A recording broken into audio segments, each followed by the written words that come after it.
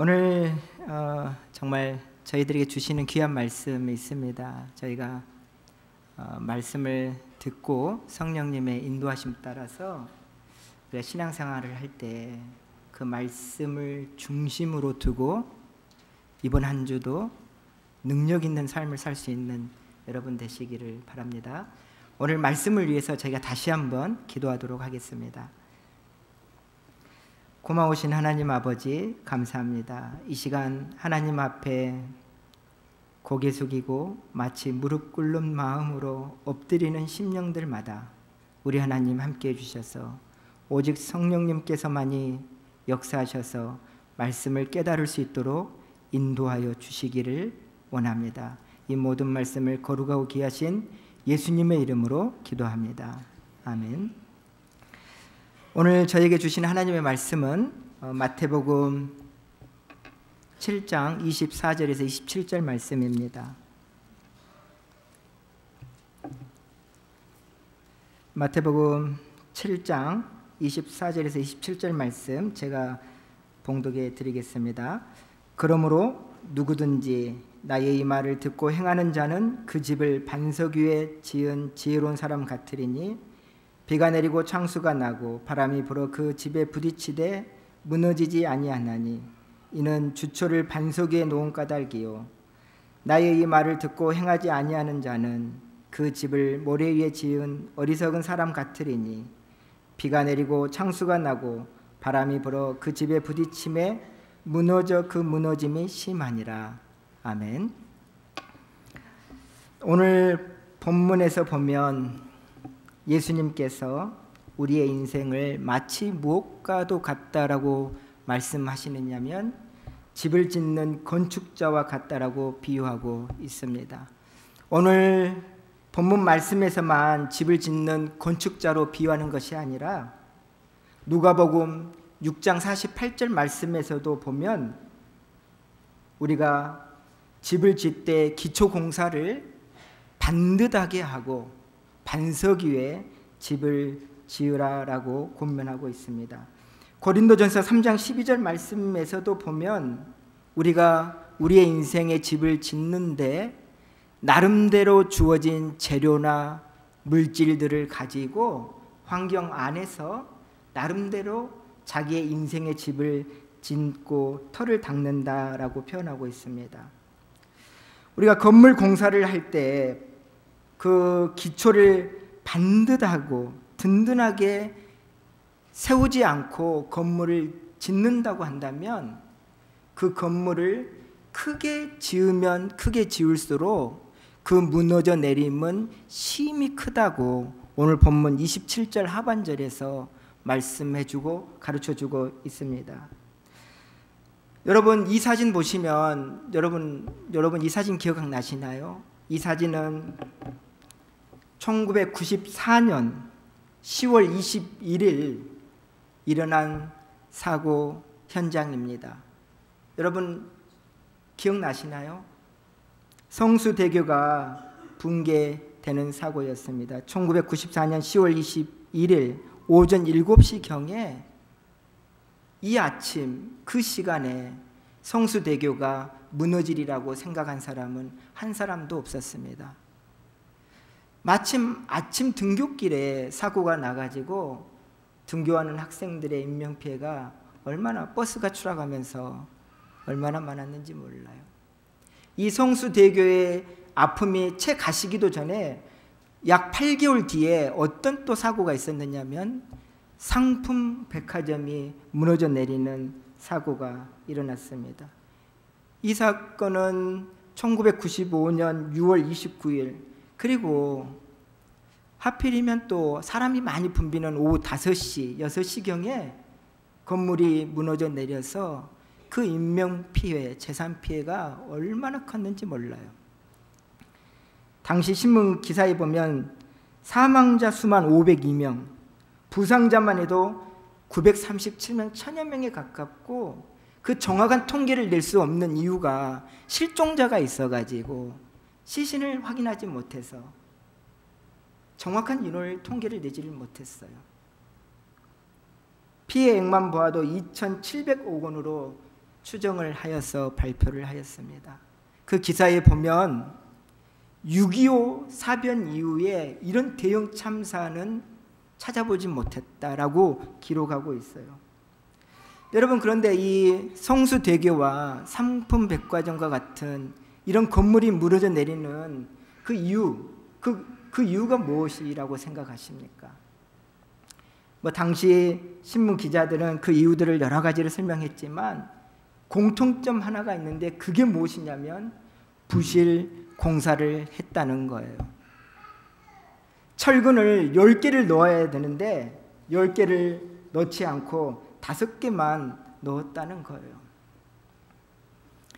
여러분, 우리가 신앙생활을 하면서 하나님의 자녀들이 우리의 신앙생활을 자기의 유익만을 위하여 편법을 사용한다거나 매사에 정말 부실 공사를 하듯 불순종으로 신앙생활을 한다면 우리의 삶의 마지막이 어떻게 되겠습니까?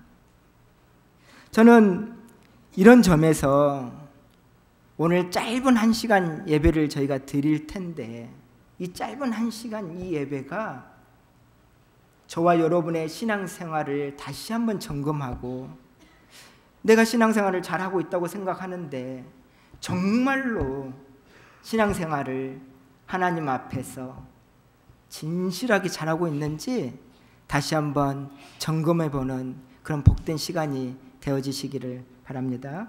오늘 봉독한 본문 말씀에 보면 그 처두 시작이 어떤 단어로 시작하냐면 그러므로라고 하는 단어로 시작합니다.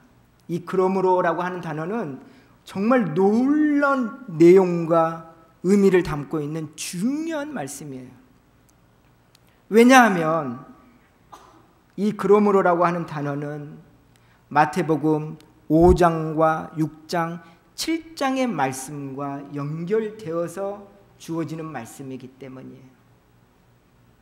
여러분, 예수님께서 마태복음 4장에서 사탄에게 시험을 말씀으로 이기시고 공생의 시작부터서 5장부터서 예수님께서 따르는 제자들에게, 무리들에게 이 주옥과 같은 말씀을 선포해 주시는 말씀이 산상수훈입니다.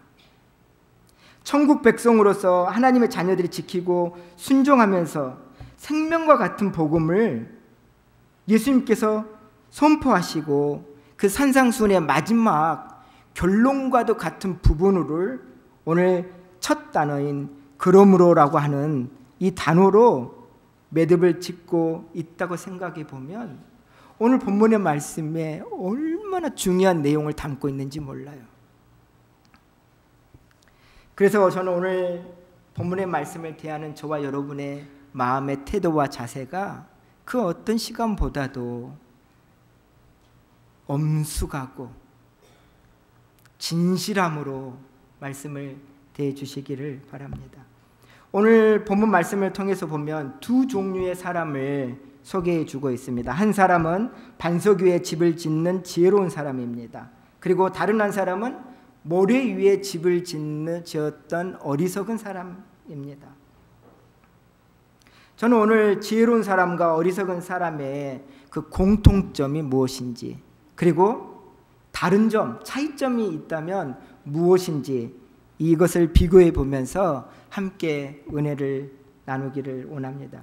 먼저 이 두 사람의 공통점은 무엇입니까? 여러분도 여러분 나름대로 이 짧은 본문이지 않습니까? 몇 절 되지 않는 이 본문 안에 이 공통점과 다른 점이 있어요. 한번 여러분도 성경을 보시고 체크하면서 나름대로 평가해 보시기를 바랍니다. 먼저 이 두 사람의 공통점이 하나가 있는데, 이 두 사람 모두 하나님의 말씀을 들었다는 것입니다. 본문 24절, 26절 말씀에 보면 누구든지 이 말을 듣고, 그리고 나의 이 말을 듣고라고 말씀하고 있습니다. 두 사람 모두가 말씀을 들었다는 것입니다. 그 말씀은 무엇이죠? 제가 말씀드렸듯이 마태복음 5장에서부터 선포되는 예수 그리스도의 주옥과 같은 말씀이에요. 페이지를 한 장, 두 장만 넘기면 마태복음 5장에서부터 예수님께서 주옥과 같은 말씀을 선포하십니다. 심령이 가난한 자는 복이 있나니 천국이 저희 것이며 애통하는 자는 복이 있나니 저희가 위로를 받을 것이며 온유한 자, 의에 줄이고 목마른 자, 긍휼히 여기는 자, 마음이 청결하고 화평케 하는 자, 의를 위하여 핍박을 받는 자는 복이 있나니 기뻐하고 즐거워하라는 거예요. 하늘에서 너희 상이 크다고 말씀하시는 내용입니다. 이뿐만 아닙니다. 이웃을 사랑하고 사랑하기를 원수까지 사랑하고 사람에게 보이려고 외식하지 말고 기도할 때 구제할 때 회당에 나아가서 나팔을 불면서 자랑하지 말고 오른손이 하는 것을 마치 왼손이 모르는 것처럼 은밀하게 기도하고 구제하라고 말씀합니다. 너희 목숨을 위하여 무엇을 먹을까, 무엇을 마실까, 무엇을 입을까, 그것을 염려하기 전에 너희는 먼저 그의 나라와 그의 의를 구하고 형제를 비판하지 말고 섬김을 받고 대접을 받고자 하는 대로 먼저 대접하라고 말씀합니다. 넓은 문이 아닌 좁은 문으로 들어가기를 힘쓰라고 하는 이런 주옥과 같은 말씀을 이 두 사람이 모두 들었다는 것입니다. 그리고 두 사람의 공통점이 또 있는데 그게 무엇이냐면 두 사람 모두 다 집을 지었다는 것입니다. 오늘 본문 24절과 26절 말씀에 보면 두 사람 모두 집을 지었다는 거예요. 그 집을 반석 위에 그리고 그 집을 모래 위에 지었지만 어떻든 반석 위에다가 집을 지었든지 모래 위에다가 집을 지었든지 두 사람 모두 수고하고 나름 노력을 하여서 집을 지었다라고 표현합니다. 그리고 마지막으로 두 사람의 공통점이 있는데 그것이 무엇이냐면 두 사람 모두 비바람과 창수를 맞았다는 거예요. 오늘 본문 25절 27절 말씀에 보면 비가 내리고 창수가 나고 바람이 불어 그 집에 부딪혔다라고 말씀하고 있습니다. 여러분, 우리가 신앙생활을 하면서 곧잘 오해하는 게 신앙생활을 제대로 하지 않는 어리석은 사람에게만 이 비바람과 창수, 고난이라고 하는 게 있다라고 생각하는데 결코 그렇지 않습니다. 신앙생활을 나름대로 정말 잘해보려고 몸부림치고 열심히 하려고 노력하면 노력할수록 그런 사람이라 할지라도 비바람과 창수, 고난이라고 하는 것은 우리 모두가 겪을 수 있다는 것을 우리가 기억을 해야 됩니다. 그래서 자기가 기대하지 않는 일이나 조금 어려운 일이 자기 앞에 다가오고 부닥치게 되면 힘들죠. 어렵겠죠. 그렇지만 전혀 그거를 몰랐던 사람처럼 행동하지는 마세요. 우리가 하나님의 자녀들이 하나님의 부름을 받을 때까지 신앙생활을 하면서 고난이 없는 신앙생활이 어디에 있습니까? 그런 어려운 비바람이 있을 때 우리가 정말 믿지 않는 사람처럼 행동한다고 하면은 우리가 무엇이 다를 게 있어요? 힘들죠. 어렵죠. 절망이죠. 고통스럽죠. 하지만 그런 가운데서도 우리가 소망이 있고 힘이 되는 능력을 가진 사람들이 우리라고 하는 것을 우리가 기억을 해야 돼요. 여러분, 그렇다면은 오늘 본문 말씀을 통해서 어리석은 사람 그리고 지혜로운 사람, 이 두 사람의 다른 점, 차이점은 뭐라고 여러분은 생각하십니까? 여러분, 성경을 잠깐만 한번 봐보세요. 몇 절 되지 않지 않습니까? 오늘 본문 말씀에 보면 24절, 25절, 26절, 27절 이 네 구절의 말씀에서 여러분이 이 지혜로운 사람과 어리석은 사람의 차이점이 있다고 한다면 어떤 차이점이 여러분은 발견할 수가 있어요? 많은 사람들이 여러 가지를 들어서 차이점을 여러 가지를 이야기합니다. 대개는 반석이다, 모래다라고 하는 환경적인 부분을 다른 점, 차이점으로 생각하는데 이 두 사람의 차이점은 딱 한 가지밖에 없습니다. 그것은 무엇이냐면 말씀을 듣고 행했느냐, 말씀을 듣고 순종했느냐, 아니면 말씀을 듣고도 행하지 아니하였느냐, 불순종하였느냐라고 하는 이거 하나밖에 없다는 것이에요.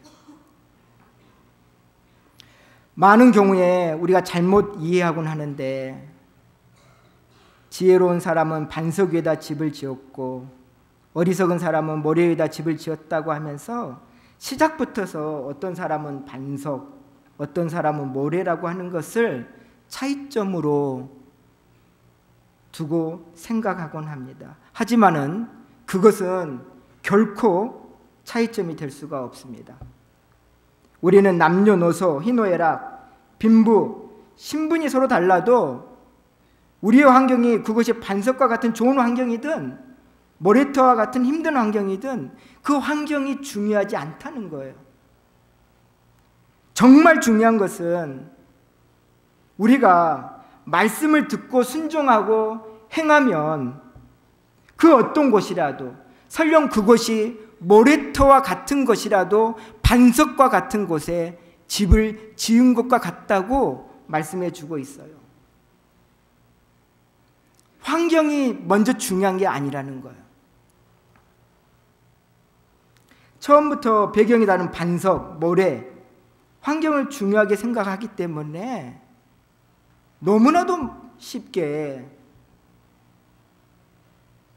노력도 해보지도 않고 결심도 안 해보고 좌절하고 절망하는 사람이 얼마나 많은지 몰라요.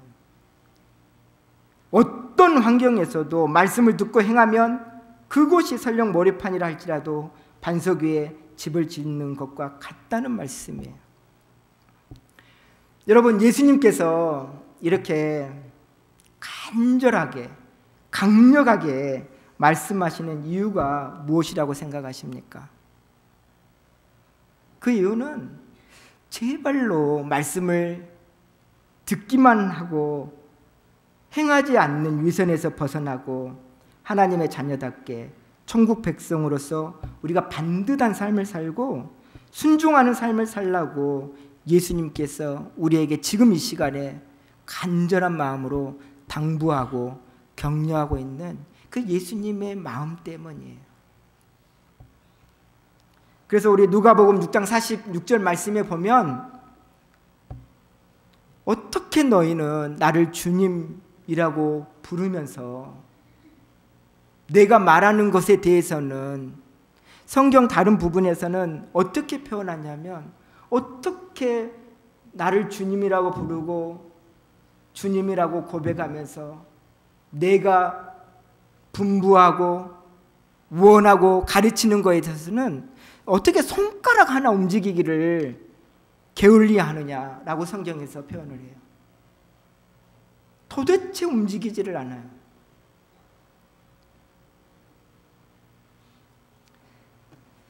우리가 반석 위에 집을 지은 지혜로운 사람인지 모래 위에 집을 지은 어리석은 사람인지 평상시에는 구별하기가 쉽지 않습니다. 평상시에는 잘 모르지만 어느 때 그게 구별이 되고 나타나느냐면 비가 내리고 창수가 나고 한번 바람이 불어보면 구별이 된다는 거예요. 하나님의 자녀들도 어떤 성도가 참 성도인지 참 성도가 아닌지 평상시에는 구별하기가 어려워요. 잘 몰라요. 그런데 이런 비바람을 한번 맞아보면 정말 저 성도가 참 성도였구나라고 하는 것을 보게 된다는 거예요. 여러분, 여기에서 반석이라고 하는 단어는 우리에게 말로 표현할 수 없는 놀라운 소망과 기쁨이 되는 단어입니다. 이 반석이라고 하는 단어. 여러분 한번 생각해 보세요. 만약에 여러분이 어떤 깊은 수렁에 늪에 빠졌다고 한번 생각해 보세요. 저는 어렸을 때 TV에서 보던 프로그램 중에 어떤 장면을 곧잘 생각해 보느냐면요, 여러분 타잔이라는 영화 보신 적 있어요? 타잔.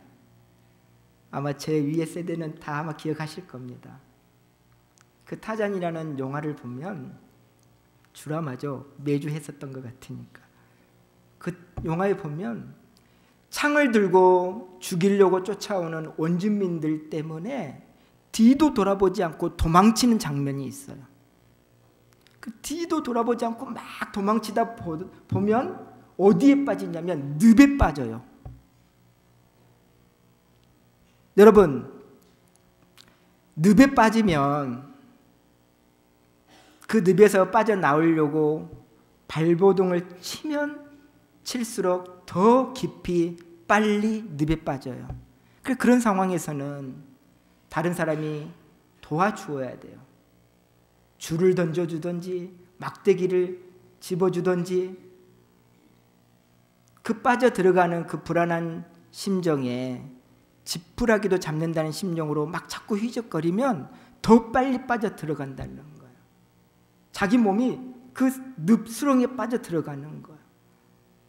그런데 그런 상황에서 여러분, 그 빠져 들어가는 자기 발 뒤꿈치에, 발 엄지발가락에 흔들리지 않는 버팀목과 같은 디딤돌 하나가 디뎌진다고 생각해 보세요. 닿는다고 생각해 보세요.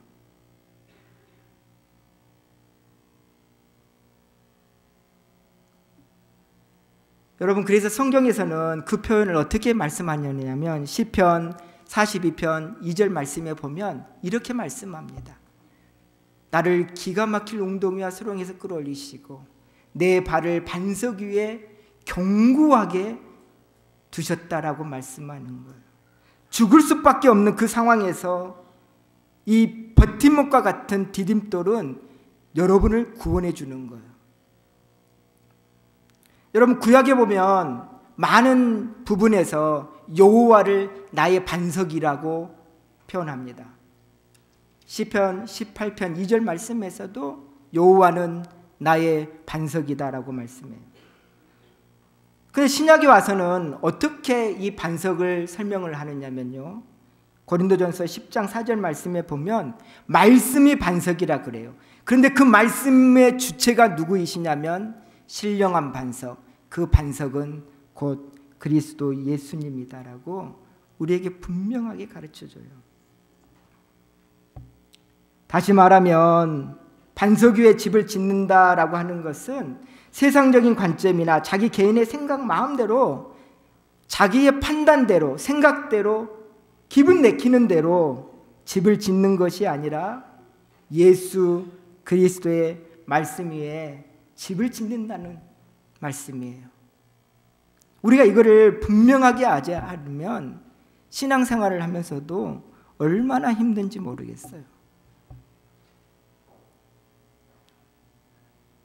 분명하게 하지 않기 때문에 자기는 하나님을 섬긴다 하고 주의 몸된 교회를 잘 섬긴다고 하는데 얼마나 많은 부분에서 어떤 사람에게는 한도 끝도 없이 고개를 숙이고 허리를 굽히면서 아부하면서도 또 어떤 사람에게는 이런 말로 표현할 수 없는 무례한, 정말 무례한 행동과 교만으로 사람을 차별하여서 대하는지 몰라요.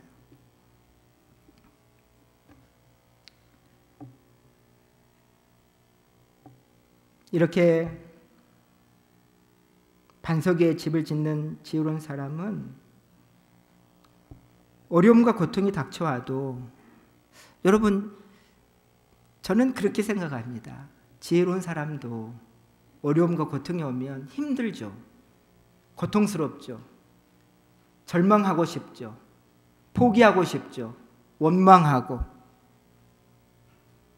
왜 그렇지 않겠습니까? 그렇지만 그런 가운데서도 다시 일어날 소망을 가지고 집을 짓는다는 것. 왜냐하면 반석 되시는 그리스도 위에 터를 닫고 집을 짓기 때문입니다. 여러분, 오늘 본문 말씀을 통해서 보면은 왜 사람들이 말씀을 듣고 행하지는 않을까요? 왜 말씀을 즐겨 듣는데 그 말씀을 듣고 몸을 움직여서 손가락을 움직이려고 하는 데에는 그러게 쉽지 않을까요? 그 이유는 다른 데 있지 않고 하나님만을 전적으로 신뢰하지 못하기 때문이에요. 우리는 이렇게 말을 하고 고백을 합니다. 하나님을 사랑한다고, 하나님을 의지한다고. 우리는 너무 쉽게 고백을 해요. 그래서 이렇게 삶을 보면 정말 우리가 하나님을 사랑하고 하나님을 의지하지, 어떤 문제에 딱 부닥쳐 보았을 때 우리가 하나님을 사랑하지 하나님만을 사랑하지 않아요. 하나님을 의지하지 하나님만을 의지하지 못하는 우리의 그런 불신앙이 있기 때문에 말씀은 너무 잘 듣는데 그 말씀을 듣고 삶으로 옮겨서 행동하는 것에 대해서는 거부기보다 너무 늦어. 너무. 하나님의 자녀라고 한다면 그 순간순간 주어지는 것에 이 영적인 판단력이 좀 있어야 되지 않을까요? 내가 그 자리에 있어야 되는지 아닌지, 내 손이 필요한지 아닌지, 그거를 꼭 누가 가르쳐줘서 알아야 될까요?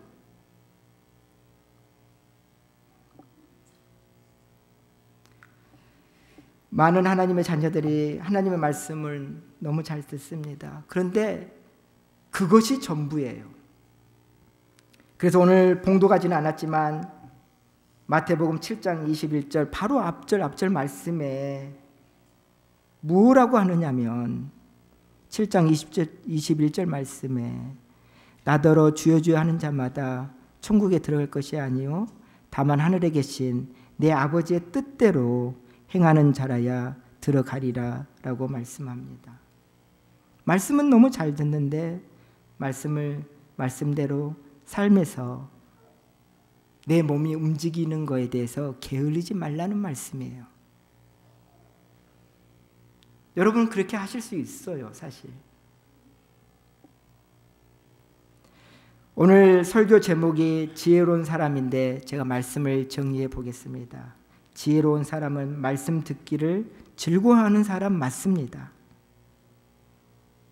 하지만 말씀을 들을 뿐만 아니라 그 말씀을 듣고 행하는 사람입니다.